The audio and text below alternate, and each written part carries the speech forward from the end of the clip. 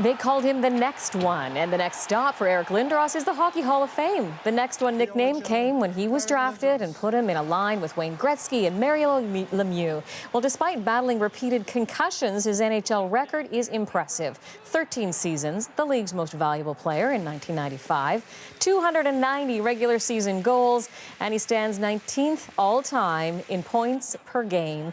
The induction ceremony is Monday, and I'm happy to say that joining me right now, Hockey Hall of Fame inductee, almost official, Eric Lindros. Thanks for coming in. Nice to have you. This must be quite a weekend for you. I know it began, yesterday. The festivities go till Monday. What's it like so far? It's great. It really is. You're thinking back to how fortunate and lucky you are to be surrounded by so many great coaches and teammates and of course my family that's been there every step of the way. There's so many people to thank and to be grateful for.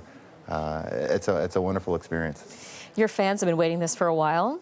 What is it, I guess about 6 times now in the past, people have been saying that should have been your moment, but now it is your moment. Is that something that I have to wonder for you what that felt like, those times that you were passed over for the Hockey Hall of Fame, and you hear the battle ranging, should he or shouldn't he, and now here you are. Is there a little bit of a, well, yay, now we don't have to have that, hear that discussion there we go, anymore? Right? I always knew what day the induction was and the announcement was, and for sure, there's some times where you're a bit disappointed, but listen, you go and you play, and you're not in the voting room, and it's all based on what you've done in the past, and leave it up to others. Well, it's all part of your sport, too, isn't it? You learn very early on, I imagine, to tune out some of the chatter about what's happening on the ice, what's happening off the ice. For example, I even think about your decision way back when with the draft pick with Quebec, and you said, no, I'm not going to play for them, and that caused some controversy. As you reflect back on that today, at the age that you are now, say, for example, a young player like a Connor McDavid was having some concerns about a team drafting them. What advice would you give to them now? I'm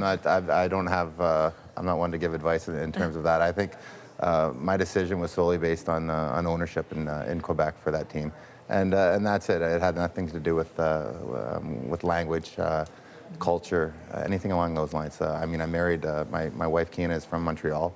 All that is way in the past.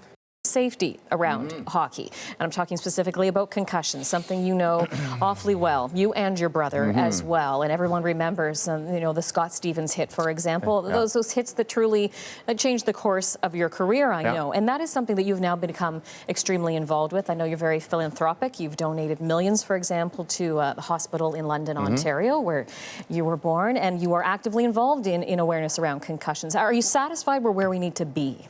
No.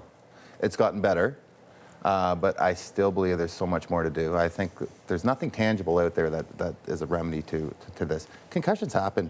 They're going to occur, and not just in sport. They're going to occur in all aspects of life. And it'd be great if we had the research. The research had the availability to and the funds to go and to finish off and come up with a product, something tangible that would help out.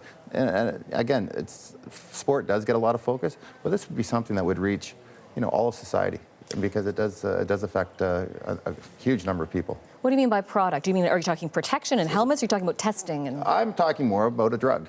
Oh, okay. Yes.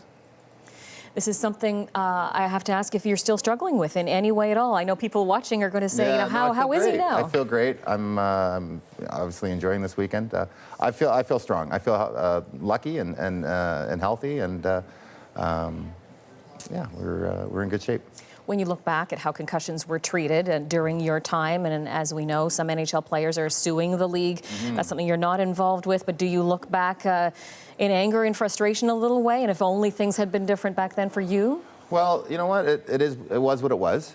I don't think we're going to get anywhere by looking back and saying and being upset with the situation. It was what it was. There was there's some strong opinions about it. Things have improved in the NHL for sure. Protocol has definitely improved. It's really stepped up.